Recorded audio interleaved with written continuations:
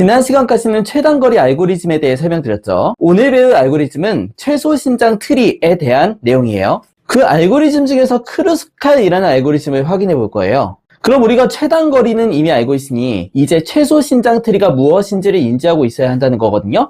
그럼 이게 대체 뭘까요? 스페닝으로는 미니멈 스패닝 트리라고 불러요. 그래서 신장 트리는 스패닝 트리라고 많이 불리기도 하죠. 한 문장으로 말하면 가중치가 존재하는 무방향 그래프의 모든 정점을 빠짐없이 연결하면서 사이클은 없는 부분 그래프라고 하죠. 여기서 중요한 조건은 세 가지예요. 그래프의 모든 정점을 포함하고 모든 정점이 서로 연결되어 있고요. 사이클이 없어야 돼요. 즉 정점에서 정점까지 연결은 되어 있지만 사이클이 없도록 모두 연결되어 있는 구조인 거죠.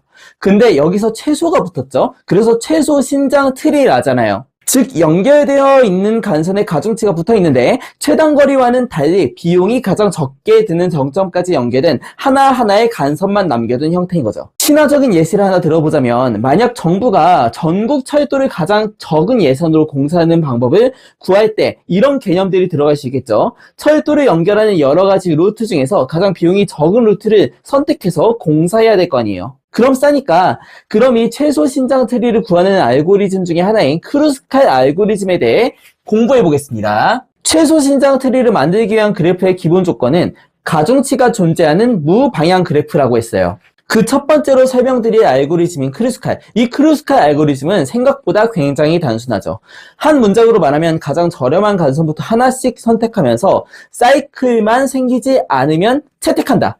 끝이에요. 정점을 기준으로 움직이지 않아요. 간선만 보는 거예요. 온리 간선. 그래서 간선 중심 알고리즘이라고 생각하시면 됩니다. 그럼 우리가 생각을 하나 해볼까요? 저렴한 간선을 기준으로 모든 정점에 연결하는데 사이클이 없다? 이 간선을 보면 무조건 정점보다 간선이 한 개가 적겠죠? 만약 여기서 간선이 하나가 더 연결되면 뭐라도 이렇게 연결되면 사이클이 무조건 존재할 수밖에 없어요. 그럼 우리가 동작 방식을 알아봐야 되는데 이게 동작하는 중간에 사이클이 존재하는지 무조건 판단을 해야 되는 로직이 돌아가야 하거든요. 사이클을 판단하는 방법이 여러 가지가 있는데 대표적으로 두 가지만 사전에 알아보고 넘어가도록 하겠습니다. 두 번째, 사이클을 판단하는 방법. 대표적으로 두 가지를 알아본다고 했어요. 제가 소개해드릴 건 플러드필과 유니온 파인입니다. 그 첫 번째 방법, 플러드필. 플러드필은 시작한 위치와 같은 조건을 만족하는 영역을 한 번에 모두 탐색되는 알고리즘이에요. 그래서 뜻을 해석해보면 플러드는 범람시키다, 물이 퍼지다라는 뜻이고요. 필은 채우다라는 뜻이에요. 쉽게 말하면 페인트통으로 같은 색을 한 번에 칠하는 기능이라고 생각하면 돼요. 예를 들면 그림판 있잖아요. 그림판. 그림판에서 어떤 그림을 따면 픽셀 단위로 있겠죠. 픽셀 단위로 이렇게 있겠죠. 여기서 만약 흰색 바탕에 파란색 페인트통을 찍었는데 인접 픽셀의 색이 동일하면 동일한 꽃까지 모두 칠해지는 그런 기능이죠. 내가 파란색 페인트통을 여기 찍었어. 그러면은 여기는 다른 색이라고 가정하면은 막 이렇게 파란색으로 같이 쫙 칠해지잖아요. 그림판에서. 다 해보셨잖아요. 하지만 이렇게 하는 걸 우린 이미 배웠어요. 뭐죠? BFS, DFS를 이용하면 되죠. 하나씩 탐색하면서 같은 RGB인 탐색을 이어서 하면 되고 방문했던 건 방문 배열에 담아가지고 재방문하지 않고요. 그쵸? 즉 플러드필은 특정 위치에서 시작해서 연결된 같은 영역을 모두 탐색하거나 변경하는 그런 알고리즘이라고 기억해 주시면 될 것 같아요. 그 두 번째, 유니온 파인. 유니온 파인은 원소들이 어떤 집합에 속해 있는지 빠르게 관리하는 자료 구조예요. 집합을 합치고 어떤 집합에 속해 있는지 찾는 그런 유니온 파인 자료 구조라는 뜻이죠. 그래서 이거를 다시 보면 얘는 A와 B가 속한 두 집합을 하나로 합치는 거고요. find는 X가 속한 집합의 대표 그 루트를 찾아서 같은 집합인지 확인한다는 거예요. 예를 들어서 1, 2, 3, 4라는 숫자가 있어요. 여기서 유니온 1, 2를 하면 얘 두 개가 같은 집합이 되고 이미 3, 4는 각각 다른 집합이에요. 애초에 다른 집합이었다가 유니온 1, 2 하면은 같이 이렇게 집합이 합쳐진다고요. 그리고 다시 유니온 2, 3을 하면은 이렇게 합쳐져요. 이후에 find 1과 find 3을 하면 얘 대표 루트를 보는 거예요. 여기서 작은 숫자를 루트로 본다면 find 1, find 3은 같은 루트 1을 가리키고 있으니까 같다라고 판별을 하는 거예요. 즉 유니온 find는 여러 원소를 그룹으로 묶고 두 원소가 같은 그룹인지 매우 빠르게 판단하기 위한 자료 구조죠. 자, 그럼 왜 이 두 개의 개념을 소개시켜 드렸는지 크루스칼 알고리즘으로 돌아와서 확인해 보도록 할게요. 세 번째, 크루스칼 알고리즘의 동작 방식. 우선 예시 그래프를 하나 그려보도록 할게요. 짠! 보시면 그래프와 간선 리스트를 같이 적어줬잖아요. 간선 리스트를 표기한 이유는 이 크루스칼 알고리즘은 적은 비용의 간선을 연결해야 되기 때문이에요. 그리고 아까 개념 부분에서 봤지만 간선이 v-1개가 선택되면 된다고 했어요. 그럼 동작은 간단해요. 간선 리스트에서 순차적으로 간선을 연결해준다. 그러다가 개수가 v-1개가 되면 종료한다. 다만 그 연결 중 사이클이 존재하는 간선은 생성하지 않는다. 이게 다예요. 근데 여기서 한 가지 의문이 되죠. 간선을 추가하기 전에 사이클이 생기는지는 어떻게 판단할까요? 이때 사용할 수 있는 방법이 바로 설명드린 플러드 필과 유니온 파인이에요. 예를 들어 1에서 2가 연결되어 있고 1에서 3이 연결되어 있는 상태에서 2에서 3 간선을 추가한다고 가정을 해볼게요. 이때 플러드 필을 이용한다면 간선을 추가하기 전에 BFS나 DFS로 돌려서 2와 3이 이미 연결되어 있는지 확인하면 되겠죠. 만약 이미 연결되어 있다면 2에서 3 간선을 추가하는 순간 사이클이 생기므로 해당 간선은 선택되지 않겠죠. 유니온 파인을 이용하면 더 간단해요. 간선을 선택할 때마다 두 정점을 하나의 집합으로 합쳐나가요.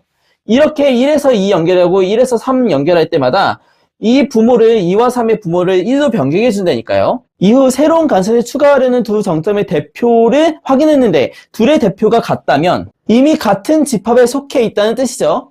즉 그 간선을 추가하면 사이클이 생기므로 선택하지 않는다는 거고요. 지금 대표적으로 두 가지를 설명드렸지만 크루스칼 알고리즘에서는 보통 유니온 파인을 많이 써요. 그럼 동작 방식을 확인해 볼게요. 자, 이미 눈치채셨겠지만 이 원본에서 v-1개 간선을 연결했을 때 결과를 여기 표시하려고 따로 칠판에다 이렇게 표시를 했습니다. 자, 이제 사전에 좀 전제가 있는데요. 우리가 이거를 크루스칼 알고리즘을 돌리기 위해 가장 유용한 표현 방식이 간선 리스트예요. 다만 간선 리스트가 그냥 막 써져 있는 게 아니라 이게 정렬되어 있는 거예요. 적은 순서부터. 그래서 여기서 순차적으로 보면서 연결을 해주시면 되는 겁니다. 자, 하나씩 보시면 됩니다. 우선은 초기에는 모든 노드가 본인의 부모 노드로 가리키고 있어요. 아직 연결된 간선이 없으니까. 자, 그럼 처음에 3에서 6을 연결했어요. 3에서 6을 연결해. 그러고 6은 부모가 3으로 바뀝니다. 그 다음에 2와 3을 연결해. 2와 3을 연결. 그러면 3에 있는 부모는 2로 바뀝니다.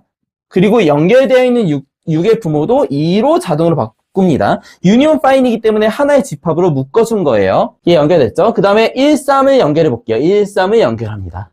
그러면 이제 모든 2, 3, 6의 부모는 1로 바뀝니다. 2, 3, 6의 부모는 1로 바뀌어요. 2와 4를 연결합니다. 우리가 연결하기 전에 얘네들의 부모를 한번 봐볼게요. 2와 4를 보니까 부모가 달라요. 그럼 연결할 수 있는 거예요. 2와 4를 연결하면서 4에 대한 부모도 바꿔주는데 뭐로 바꾸냐? 1로 바꿉니다. 같은 집합에 속해 있어야 되니까. 자, 그 다음에 1과 2를 연결하려고 보니 1과 2는 같은 부모예요. 그렇기 때문에 얘는 연결될 수가 없습니다. 2와 5를 연결해야 되죠. 2와 5를 보니까 2와 5는 부모가 달라요. 얘가 1이 되고 이렇게 연결이 되겠죠. 자, 근데 아직 간선 리스트에 2개가 남았지만 하나, 둘, 셋, 넷, 5개 연결됐잖아요. 하나, 둘, 셋, 넷, 5개. 정점은 6개. 즉 v-1개가 5개니까 여기서 알고리즘이 종료되겠죠. 자, 이렇게 연결되었어요. 이게 시간 복잡도를 이어서 말씀드리면 플러드 필은 매번 연결 직전에 플러드 필을 돌려야 하지만 이게 간선이 많다면 매번 플러드 필을 구하기 위해서 DFS, BFS를 돌리는 것도 부담이겠죠.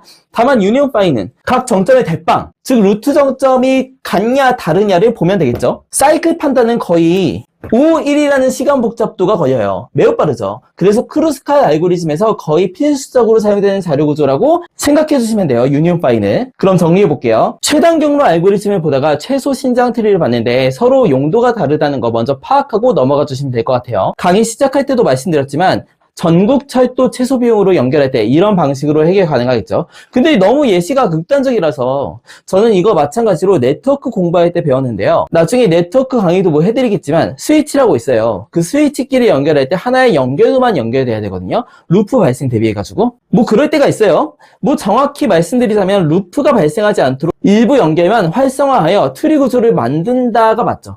그때 이런 스패닝 트리 알고리즘을 사용하기도 해요. 그래서 STP라고 스패닝 트리 프로토콜이라는 게 있어요. 이처럼 이전에 배웠던 최단 경로 알고리즘 간의 용도 차이가 명확히 보이죠. 그리고 오늘 크루스칼 설명드리면서 유니온 파인이라는 것도 설명드렸는데 추후에 시간 되면 이와 같은 비슷한 알고리즘도 설명드려 볼게요. 그럼 오늘은 여기서 마치도록 하겠습니다.